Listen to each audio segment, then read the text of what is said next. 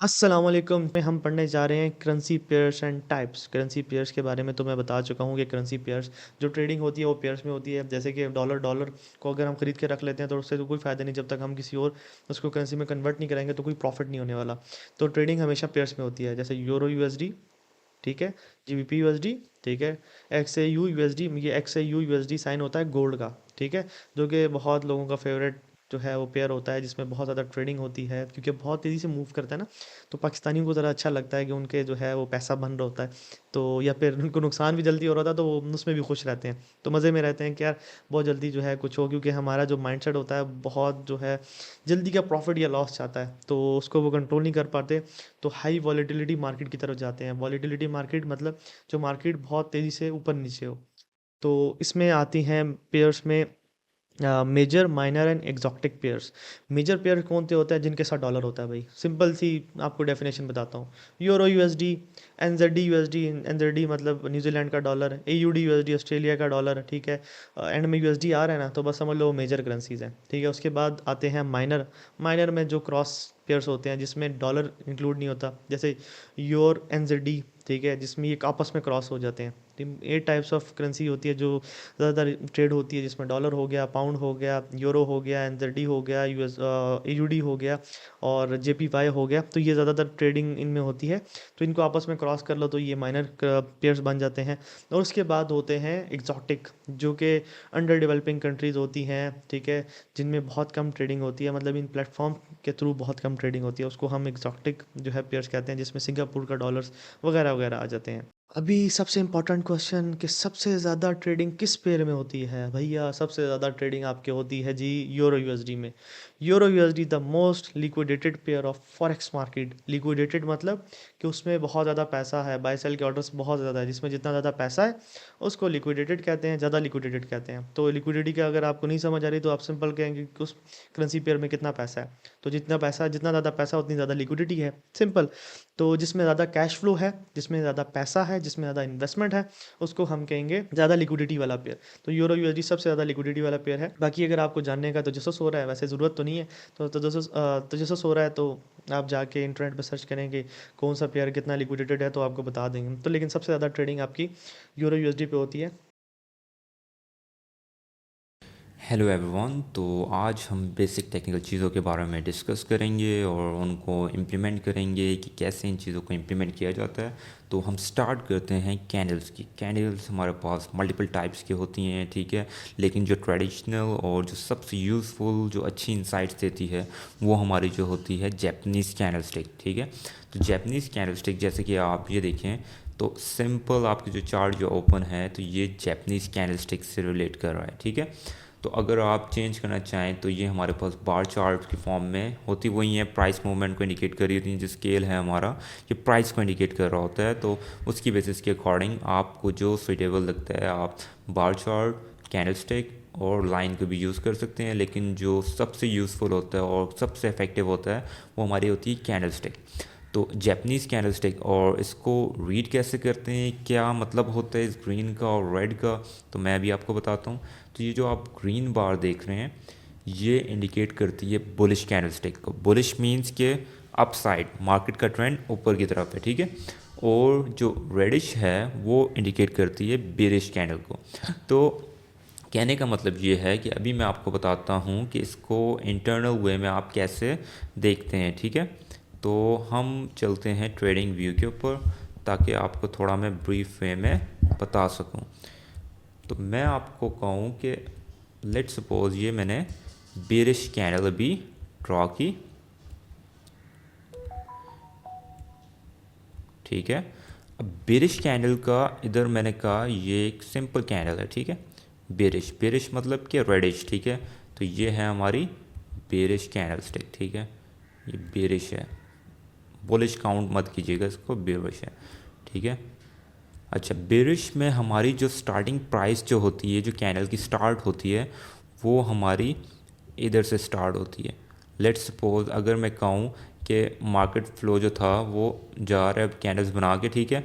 अभी market time frame यहाँ से स्टार्ट हुआ है तो अब नेक्स्ट कैंडल बन रही है, तो वो बेरिश अगर बन रही है तो वो यहाँ से स्टार्ट होगी जिसकी ओपनिंग प्राइस होती है, और वो पुश करते करते करते करते नीचे गई, ठीक है, पुल अप वापस लगा, ठीक है, और उसका जो एंड टाइम जो हमने time frames, multiple time frames होते हैं, ठीक है, अब लेट्स सपोज में अगर 5 मिनट है, जैसे ही 5 मिनट का टाइम इंटरवल पूरा हुआ, अब अगर तो वो यहाँ तक उसने इसको फिल किया हुआ तो वो क्लोज हो जाएगी, और कैंडल की फॉर्मेशन जैसे भी उस मोमेंट पे जैसी भी होगी वो उसको करके, और नेक्स्ट कैंडल में, मतलब अब यहाँ पे क्लोज हुई है तो नेक्स्ट कैंडल बेरिश कहाँ से स्टार्ट होगी, इस प्राइस से, ठीक है। तो इस तरीके से ये कैंडल्स को हम देख रहे होते हैं। और इसी तरह अगर आप बुलिश कैंडल को देखें तो बुलिश कैंडल के लिए आपके पास सेम इसी तरह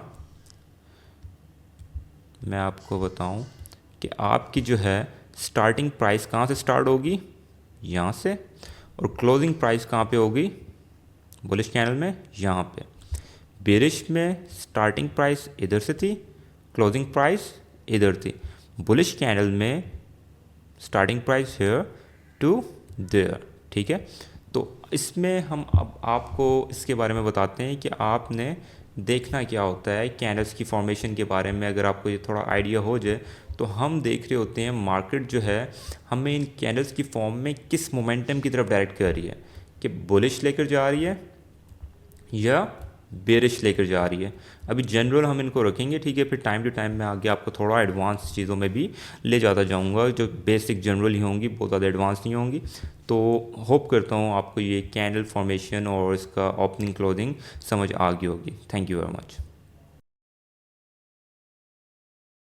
अब हम डिस्कस करते हैं सपोर्ट एंड रेजिस्टेंस के बारे में, जो कि बहुत इंपॉर्टेंट टॉपिक हैं, क्योंकि ट्रेडिंग को समझने के लिए ये सबसे मेन इंपॉर्टेंट रोल प्ले करते हैं कि सपोर्ट क्या होती है और रेजिस्टेंस क्या होती है। सबसे पहले तो मैं आपको बताऊं सपोर्ट, जैसे कि नाम से आपको पता लग रहा है कि उसका मतलब है सहारा, ठीक है।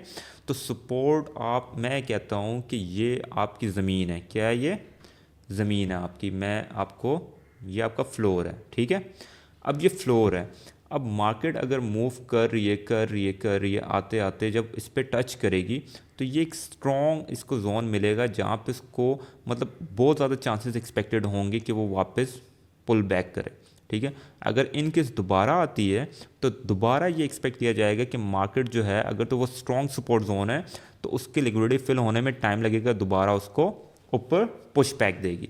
तो ऐसे जोन जो लोअर लेवल पर हों, ठीक है, और उसको आप कह लें कि बार बार वो ऐसे जोन बन रहे हो जो उसको वापस पुश बैक कर रहे हो, तो वो हमारे कहलाते हैं सपोर्ट। और इसी तरह सेम अगर हाई जोन पे देखें, अगर जिस तरह मैंने आपको कहा लो जोन पे जिस तरह हमारा जो फर्श था, ठीक है, ग्राउंड, तो वो तो हमारा सपोर्ट था। और सेम अगर हम रेजिस्टेंस को देखें तो अगर मार्केट ऊपर मूव कर रही है तो ऐसा एक जोन है जहाँ पे मार्केट जाती है, उसको रिस्पेक्ट करती है, वापस नीचे की तरफ उसको पुल बैक मिलता है, फिर दोबारा अगर उस जोन पे जाती है दोबारा नीचे की तरफ उसको पुश बैक मिलता है, तो वो हमारी कहलाती है रेजिस्टेंस, ठीक है। तो सपोर्ट हमारी हमेशा एज अ ग्राउंड एक्ट करती है और जो रेजिस्टेंस होती है वो हमारी एज अ रूफ एक्ट करती है, ठीक है।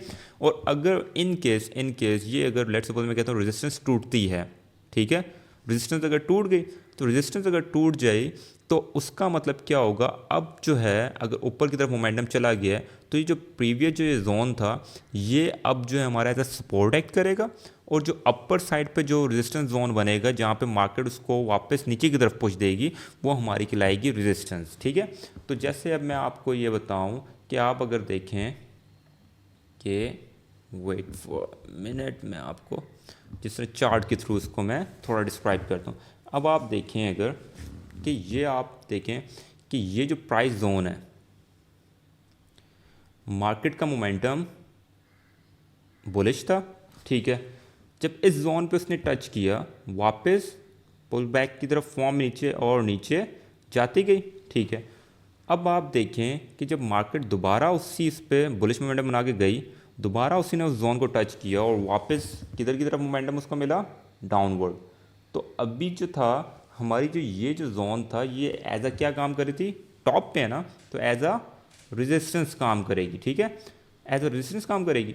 अब देखें, अब जैसी मार्केट दोबारा गई दोबारा से उसको पुश मिला और अगर उसने उसको तोड़ दिया, मैंने कहा ना आपको अगर रेजिस्टेंस टूट गई, ठीक है, तो अब क्या होगा, अब जो हमारा जो ये जो पहले जो प्रीवियस जो रेजिस्टेंस जोन था जब तक ये टूटा नहीं था वो तो रेजिस्टेंस काम कर रहा था, अब हमारा जो न्यू जो बनेगा, अब यही जोन हमारा एज अ सपोर्ट बन जाएगा। क्या बन जाएगा?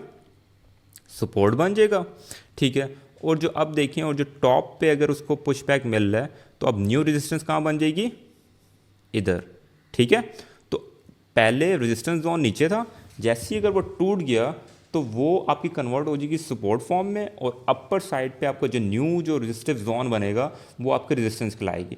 और ये देखें ये सपोर्ट होगी और ये रेजिस्टेंस होगी। अब सेम एज इट इज़ आप देखें, अगर ये वाला लेवल टूटा तो अब जो है बहुत ज़्यादा चांसेस हैं कि जो ये वाला जोन होगा ये आपका रेजिस्टेंस किस में कन्वर्ट हो जाएगा, सपोर्ट में, ठीक है। यहाँ सराउंडिंग में आपकी सपोर्ट काउंट हो जाएगी, और फर्दर अगर जो ऊपर का जो आपका जो बनेगा, ठीक है, जहाँ पे मार्केट बार बार नीचे की तरफ उसको पुश करेगी, वो आपका रेजिस्टेंस कहलाएगा। तो उम्मीद करता हूँ कि आपको सपोर्ट एंड रेजिस्टेंस का कॉन्सेप्ट क्लियर हो गया होगा। Thank you very much.